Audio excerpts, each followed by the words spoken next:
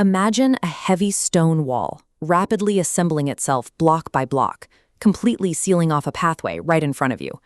That sudden, impenetrable barrier is what happens when parents suspect cyberbullying and interrogate their kids. The moment you sit them down to demand what's happening online, their defensive walls go up. To bypass those defenses, we use a structured four-step process called the family-to-district handoff. By following these specific steps, you collapse the timeline between your initial concern and your child sitting with a licensed clinical professional from weeks down to hours. You only need two things: a quiet, low-stakes moment at home and your school counselor's email address. Relying on this integrated system works because it removes the emotional friction. Instead of a parent trying to play detective, you rely on a clear pipeline of professionals. Step 1 requires the right environment. Do not announce a family meeting. Wait for an ordinary, unstructured moment, like riding in the car or washing dishes. Then you ask this precise question. Have you ever been in a group chat where someone got picked on or left out on purpose? You don't have to tell me names. I just want to understand what's normal in your world right now. This phrasing works for 3 specific reasons. First, it completely avoids accusing anyone, including your child. Second, it removes the pressure of personal disclosure. Your child doesn't have to confess their own involvement in the very first answer. Third, it leaves the conversational door open. Even if they shrug it off tonight, you've set a safe baseline for a real conversation tomorrow or 3 months from now. Warning tone.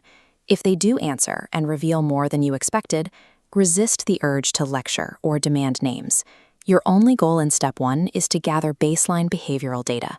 You are not trying to solve the underlying social problem tonight. Now that you have that baseline data, you transition the issue from your living room to the school district. Step 2 is to send a quiet flag. This UI mockup shows exactly what that looks like: a brief, calm email to the school counselor requesting a quick check-in with your student. The biggest mistake parents make here is trying to mediate the peer dynamics themselves by calling other parents or investigating the threat. By transferring this preliminary data to a neutral school professional, you shift the trajectory of the issue. You move it out of the realm of peer conflict and directly into the realm of structured care. Over on the district side, the counselor receives your flag and initiates step 3. The counselor uses a 4-quadrant matrix to scan for clinical signals rather than disciplinary facts. They look for sudden shifts in mood or social withdrawal. They also check for disruptions in sleep patterns or unexplained somatic complaints like stomach aches. By prioritizing these health markers over the details of who said what, the counselor can maintain a non-investigative, supportive stance. The focus remains on the student's internal experience rather than a disciplinary investigation. Normally, if a counselor identifies those clinical signals, the process stalls. The student hits a massive waiting period before they can actually see a therapist. Step 4 solves this. MentalSpace provides an unbroken link from counselor to a clinical team. The result is a same-day teletherapy assessment with a culturally competent therapist.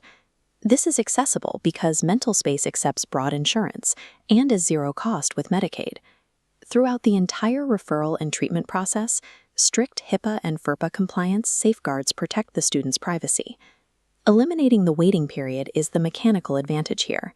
By providing professional care within hours of the flag, you stop a cyberbullying incident from escalating into a mental health crisis. Think of this system like a glowing electronic circuit board. When that final connection loop closes, a bright pulse of light activates the network. This comparative timeline chart illustrates the result of that closed loop.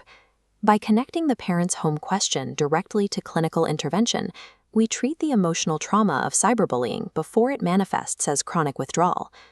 Because treatment begins immediately, students are far less likely to develop the school avoidance behaviors that typically follow bullying.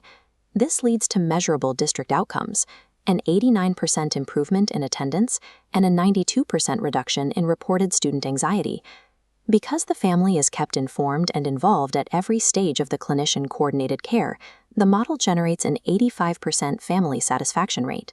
Parents and administrators can take action today by sharing this protocol, ensuring your district has the necessary support to meet the HB 268 compliance deadline by July 2026.